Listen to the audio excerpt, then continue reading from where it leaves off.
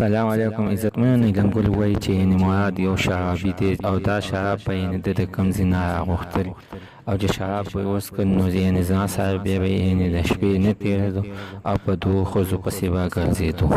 د دې هر څه نه مخکې زه ته دا یادګي کوم تاسو کو چې زموږ په دې چینل کې نوي وئ حتما دسه زموږ همدا چینل دسه سبسکرایب کړئ، خوا کې ورسره د ټلۍ نشان ووهه چې هر یوه نوي معلوماتي ویډیو تاسو ته په اسانۍ باندې در ووایه.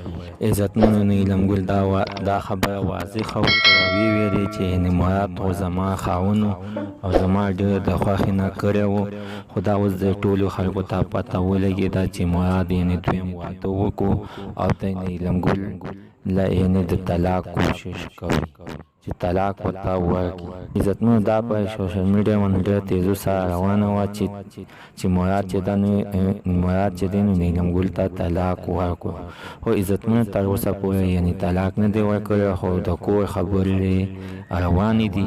ځکه عزتمنو نیلم ګل ته خپله اوس طلاق غواړي، خو مراد یې ورته ځکه نه ورکوي چې غواړم چې دې سره زندګي وکړم او دغه دویمې ښځې سره خپله زندګي تېره کړم.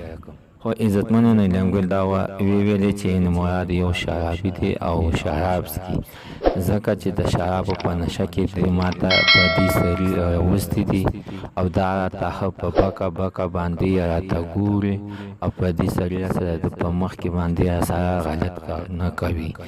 نو عزتمنو هغه کسان هم ورسره شرابین دي، هغوی هم ورسره شراب څښي. او عزتمنو شراب داسې یوه بې غیرته نشه ده چې هغه نه خور مور نه پیژني او نه څه عزت پیژني. الله تعالی دې د دې نشې نه ټول مسلمانان محفوظ وساتي. ځکه عزتمنو چې دا د انسان کې چې کوم غیرت وي هغه ترې مکمل ختم کړي. وګوره چې د شرابو د مراد نه څه شی احساس کړو چې خپله ښځې لاک سړي راولي او دا ورته ګوري او د ده په مخ کې باندې د ده ښځې سره دغه سړي غلط کار نه کوي. عزتمن ستاسو د دې ډله په خیر باندې څه نظر دی خپله یې سره حتما شریکه کړئ. زموږ د نننۍ معلومات د دې پورې د نوي معلوماتو لپاره زموږ همدا چینل ته سره سبسکرایب کړئ، خوا کې ورسره د ټلۍ نښان ووهئ، ښایي یوه نوي معلوماتي ویډیو تاسو ته په اسانۍ باندې در ورسېږي.